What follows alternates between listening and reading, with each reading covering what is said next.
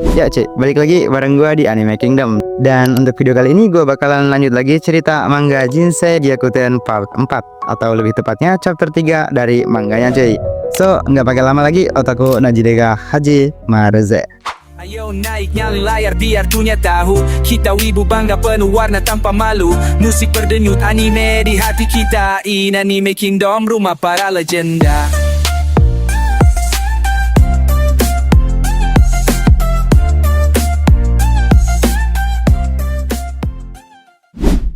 Di sepanjang jalan, si Ai ini merasa bingung ke dirinya sendiri cuy, karena dia ini mau bolos bersama dengan pria yang baru saja dia temui. Dan yang paling aneh itu, kok bisa dia merasa begitu nyaman berada di dekat si Eiji ini cuy. Padahal nih ya, si Ai ini udah muak gitu cuy sama kata-kata manis dari cowok-cowok yang udah nembak dia. Tapi entah kenapa Ai ini merasa kalau si Eiji ini berbeda. Dan mungkin kalau bersama Eiji dia bisa menjadi dirinya sendiri cuy. Nah, sementara itu kita pindah dulu ke sudut pandang dari si Kondo cuy, yang ngerasa kalau dia adalah pria yang menjadi pusat dari dunia atau seorang MC lah gitu. Nah, sejak kecil Kondo itu sudah hidup dalam kemewahan karena status ayahnya yang merupakan seorang pejabat. Ditambah lagi penampilannya yang menarik dan pengaruh keluarganya itu bikin hidupnya terasa sempurna di mata banyak orang cuy. Dan tentunya karena kepopulerannya itu, si Kondo ini udah mulai pacaran sejak kelas 3 SD dan bahkan belum pernah jomblo sampai sekarang pak. Bukan main sih ya, gua kelas gitu masih mikirin gundu anjir. Ya lanjut, dan ketika di SMP ada seorang otaku yang pacaran sama cewek tercantik di sekolahnya itu cuy. Ditambah lagi mereka itu teman masa kecil yang masih polos-polosnya gitu. Dan yakin kalau mereka akan menikah di masa depan gitu. Ya mirip lah sama kasusnya si Eiji dan Miyuki itu cuy.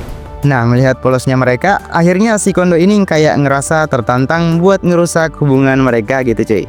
Dan gak butuh waktu lama, si cewek pun auto kepincut sama si Kondo ini cuy. Dan bahkan si cewek itu mulai menjelekkan pacarnya yang seorang otaku.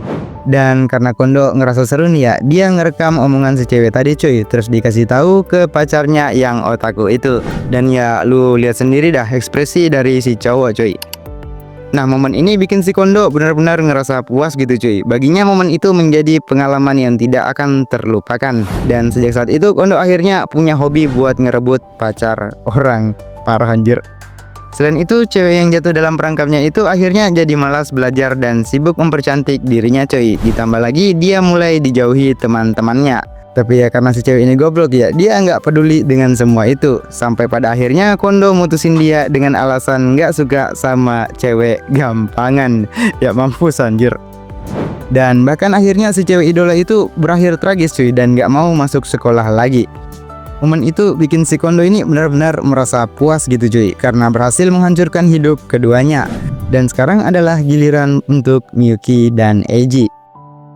Jadi ya sebenarnya setelah kejadian Miyuki kepergok selingkuh oleh Eiji, Miyuki sebenarnya disiksa oleh Kondo sendiri cuy. Dan setelah itu si Kondo mulai nyebarin rumor kalau luka Miyuki itu karena dipukuli sama Eiji gitu. Dan malah diiyakan juga sama si Miyuki. Sampai akhirnya muncullah tuduhan kalau Eiji itu cowok yang kasar cuy. Padahal ini semua adalah rencana Kondo buat ngehancurin Eiji dan si Miyuki. Ya kata gua sih si Miyuki ini beneran goblok jir. Nah lanjut kita ke Miyuki yang sedang gelisah karena Eiji tak kembali ke kelas sejak tadi pagi. Dan khawatir jangan-jangan Eiji akan berhenti sekolah karena dirinya gitu. Ya dia nggak nyangka sih cuy kalau ternyata Kondo bakal nyebarin rumor seperti itu. Dan karena saking takutnya, Miyuki ini sampai bergumam dalam hati kalau semua ini bukan salahnya cuy. Ya di momen ini gue beneran emosi anjir.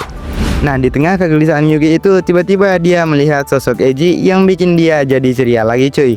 Tapi tiba-tiba dia melihat kalau di belakang Eiji ada wanita lain yang sedang berpegangan tangan dengan Eiji.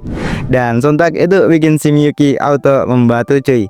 Dan ekspresinya seketika berubah sambil bilang siapa pelakor itu. Ya, si Miyuki ini nggak sadar diri anjir, tapi di sini gue puas banget sih. Lalu di sisi lain wali kelas Eiji yaitu Takayanagi Sensei juga melihat Eiji yang sedang bolos dari balik jendela kelasnya dan bersyukur karena Eiji tak apa-apa gitu. Dan selanjutnya Takayanagi Sensei mulai mengabsen mereka satu persatu sampai akhirnya giliran Aono Eiji cuy. Lalu Takayanagi Sensei melirik ke meja Eiji yang masih ada bekas tulisan-tulisan kasar yang berupa umpatan ke Eiji. Dan dia nanya ke murid-muridnya apa ada yang tahu Eiji kemana. Lalu salah satu siswa bilang kalau Eiji sedang sakit dan berada di UKS. Nah, mendengar itu Takaya Nagi Sensei mengerti dan bilang kalau dia akan menemui Eiji. Tapi tak lama kemudian ia didatangi sama guru UKS yaitu Mitsui Sensei dan ngomong kalau Eiji menghilang dan belum pernah kembali cuy. Selain itu Mitsui Sensei juga bilang kalau sedari tadi Eiji juga bersikap aneh dan beralasan kalau dia cuma sedang tak enak badan cuy. Ya, di sini Takaya Nagi Sensei sebenarnya udah curiga sejak awal gitu. Apalagi waktu dia ngelihat Eiji kabur dari sekolah. Dan dia jadi makin yakin setelah ngelihat coretan di meja Eiji. Nah, karena tahu ini udah keterlaluan, Takaya Nagi Sensei mutusin buat bicara dengan wakil kepala sekolahnya sambil menunggu kepala sekolah selesai upacara pembukaan. Nah, di dalam kelas Takaya Nagi Sensei dengan wajah tegasnya ngasih tahu ke siswanya kalau yang terjadi pada meja Eiji itu sudah termasuk perusakan properti. Dan dari tulisan itu dia udah bisa nebak gitu apa yang sedang terjadi. Dan itu sudah termasuk tindakan kriminal, tegas Takaya Nagi Sensei sambil ngelirik Miyuki yang ketakutan cuy.